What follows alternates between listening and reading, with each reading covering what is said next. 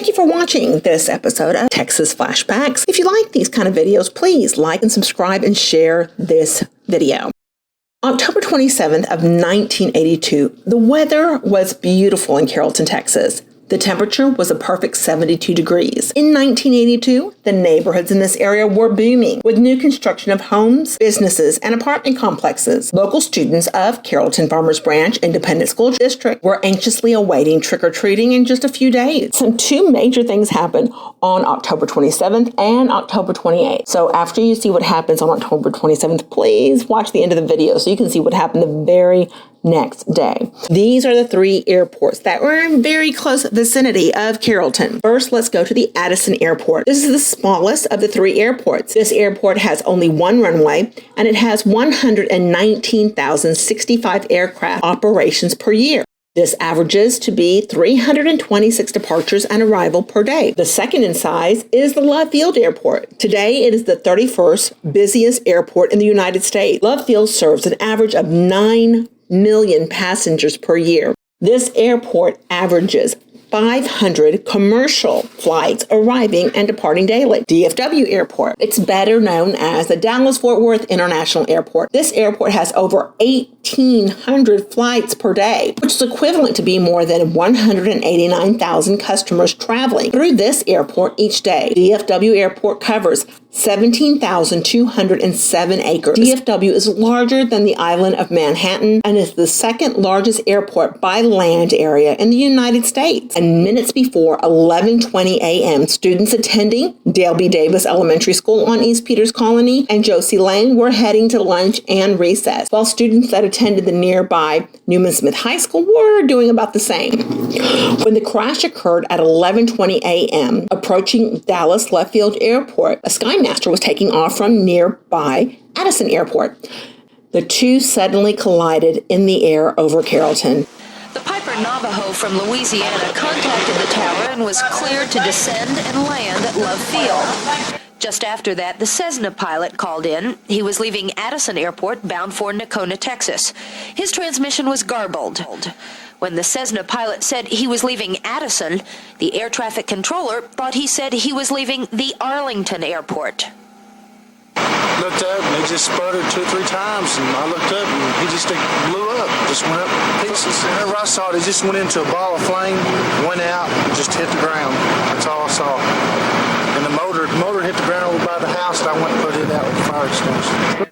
And I could hear the 2 aircraft flying above me. And all of a sudden I heard this kaboom, like like a round going off or exploding or something. And I look up and it's just a ball of fire and all these pieces coming down, and then I started hearing pieces drop in around me, and then I looked off and I saw the airplane land or crash over here, and I said, oh God, we got to get over there. So we went over there and everything was on fire. Right over our area, the Newman Smith football field, and some of it is pretty low. There was a lot of fire initially, but of course it turned to ash as it came down. When it landed, there was a big explosion, and the fire, of course, picked up again. By the time I ran up the street, the fire trucks were already here, so they responded very quickly and put the fire out. But it was very frightening, very, very frightening. I saw parts flying over my garage and into that guy's house over there, and so I just ran outside real quick, and I saw the flames in front of their yard, and I saw some of it in our yard, so went back in, I called the fire department. Lonnie Kuiper lives next door to where one of the planes crashed. What happened in his own neighborhood has frightened him. Well, you kind of wonder every time a plane goes over if it's going to fall, You hear them going over at night and stuff. This woman moved to the neighborhood 3 months ago, but now wants to move. I'm going back to Montana. I don't like the planes, and I don't like living right where they're going to come down. The wreckage has already been removed here. The fire was put out yesterday. But it will be a long time until people here put that sight out of their minds. Kevin Berger, Channel 5 Action News, Carrollton. Today's crash is a grim reminder of something the professional air traffic controllers warned of 3 years ago. This area is vulnerable to a mid-air collision, and if it happens, it will happen over Carrollton. But over there in the front yard, there wasn't much left. There is another aircraft involved. It appears that they were both fixed-wing aircraft, but There's a school. we're still investigating. Any parts of that school? Not to our knowledge, no. There may be debris. As you can see, the debris is widely scattered, and it will cover a large area. I think what we'll try to do is start a straight line boundary for the bridge down here. I'll try to work as far north as I can. And we've got body parts and plane parts scattered from the Summer Creek Apartments and Peters Colony in Josey to Treeline in Josey. So we've got quite a large area to search. No, we have some debris at 1814 Addison. The Piper Navajo was bound for Love Field out of Opelousas, Louisiana. The Cessna 337 was based at Addison Airport. Neither plane caused any major damage to buildings, although one plane crashed close to a school. We'll never know if the last act of the pilots was to save others. Clint Bond, Channel 5 Action News, Carrollton. We have 3 victims.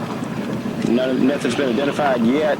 We're doing a ground search now to see if there's any more victims. It was only fate that kept anyone on the ground from being hurt, but for the passengers on the 2 planes, it was a violent ending. And we've got body parts and plane parts scattered from the Summer Creek Apartments and Peters Colony in Josey to Treeline in Josey. So we've got quite a large area to search. Be sure and work at the straight line. Yeah, I'm talking 2 or 3 feet apart. What's left of the second plane fell in this field. But 2 hours after the crash was first reported, officials revised the number of victims. Right now we have 2 male adults and 1 child. We may have another child and another victim. So right now as it stands, we have possibly 5 victims. This is the worst aircraft accident Carrollton has ever had. But reporter Bob Letter says it's not something officials haven't been concerned about. Pieces of the shredded planes are still scattered across an empty field in Carrollton. One engine up there. I guess there are engines in this stuff someplace. This crew is trying to locate the bits and pieces that could provide some answers. The force of the crash is evident in the trail of debris. A tattered seat is found nearly a block away from where this plane finally crashed. Hey, Lucky, we got a bunch of stuff here. The plane parts will be taken to a hangar where investigators will begin piecing it together tomorrow. Hundreds of planes crisscross the skies over Carrollton every day. People living here never paid much attention to them, but they are now. Most airliners are now equipped with sophisticated collision avoidance equipment. Avionics not generally found on the 2 small planes that collided today. The air traffic system works most of the time, but today's crash is a harsh reminder the system is a fragile network of men and machines, and one failure can have devastating results. What concerned the Air Traffic Controllers Union back in 1979 still applies. The airspace over far north Dallas, Carrollton, and Farmers Branch is shared by too many airplanes using 3 major airports, DFW, Love Field, and Addison. This map shows the most critical area for a mid-air. The air safety study was ignored in 1979 and discarded altogether when the Union folded in 1981. The fact there haven't been more mid-air collisions is a tribute to air traffic controllers and the diligence of most pilots who daily are reminded of the dangers of mid-air collisions with posters such as this one. But those crowded skies were a source of constant fear to many Carrollton residents long before today's crash. On some days, there are as many as 5,000 takeoffs and landings. The bulk comes from just 3 airports, DFW, Love Field, and Addison. Even the FAA admits the triangle can be hazardous, proved tragically with the Carrollton mid-air. The problem is more complicated than just crowded skies. Large airplanes generate wake turbulence, an invisible miles-long deadly trail of violent wind shears that can knock a small plane out of the sky. Keeping order on the ground are air traffic controllers who keep airplanes separated by distance and altitude. But the final responsibility rests with the pilot. People in aviation admit our skies are too crowded, but say there's little that can be done outside of increased diligence. The fact remains the air safety record here in the Dallas-Fort Worth area is extraordinarily good. But as long as there's a chance for human error, and there always will be, tragedies like the mid-air collision in Carrollton are bound to happen. Thursday, October 28th, this is what happened directly across the street at the Skaggs Alpha Beta on the corner of Josey and Frankfurt. A regular stop by an armored car exploded in violence this morning.